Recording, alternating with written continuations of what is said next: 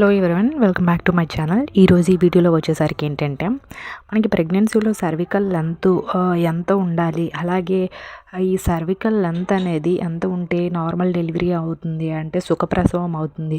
అలాగే ఈ cervical length అనేది ఉంటుంది కదా, ప్రెగ్నెన్సీలో కొంతమందికి స్టిచెస్ అనేది వేస్తారు.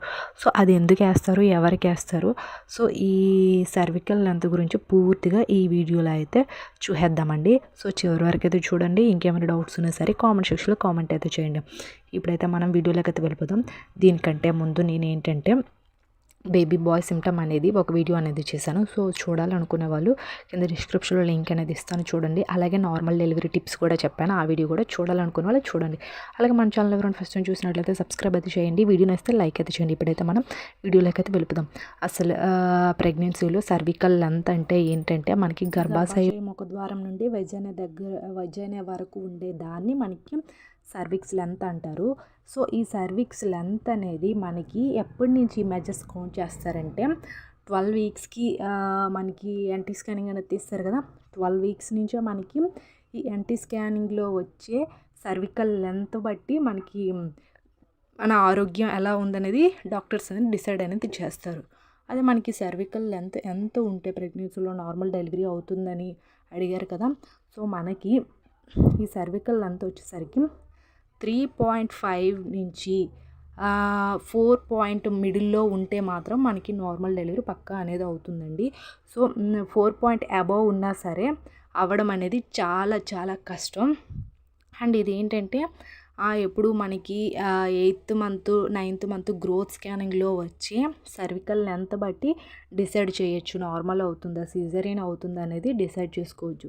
సో నార్మల్ అవ్వాలంటే మాత్రం ఖచ్చితంగా 3.5 నుంచి 4 వరకు ఉంటేనే మనకి ఫ్రీగా నార్మల్ అనేది అవుతుంది. సో మీ సర్వికల్ లెంత్ తెలుసుకోవాలంటే మీ టిఫాలో కానీ ఎన్టీలో కానీ గ్రోత్ స్కాన్లో కానీ సర్వికల్ లెంత్ ఎంత ఉన్నదని చూపిస్తారు. సో అది ఒకసారి చూసుకోండి అది.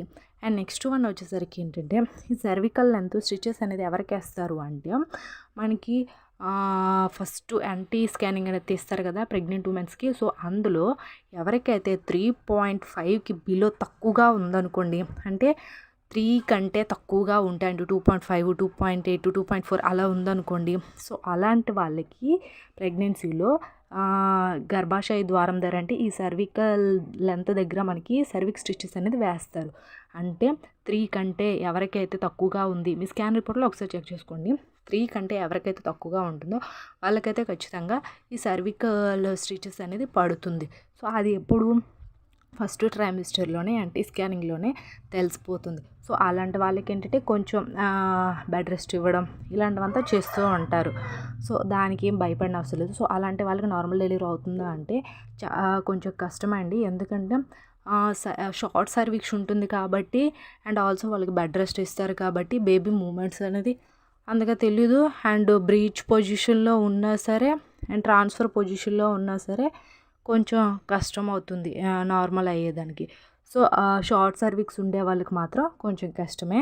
అండ్ చెప్పాను కదా నార్మల్ అవ్వాలంటే 3.5 to 3.8 3.9 అలాగే 4 ఈ మధ్యలో ఉంటేనే మనకి నార్మల్ అనేది అవుతుంది. సో షార్ట్ సర్విక్స్ ఉండేవాళ్ళు కొంచెం బెడ్ రెస్ట్ ఇలాంటివంతా హెల్త్ అనేది కేర్ తీసుకోమంటారు. సో అది. సో ఇది ఈ వీడియోని ఇస్తే లైక్ అయితే చేయండి. Thanks for the watching this video friends.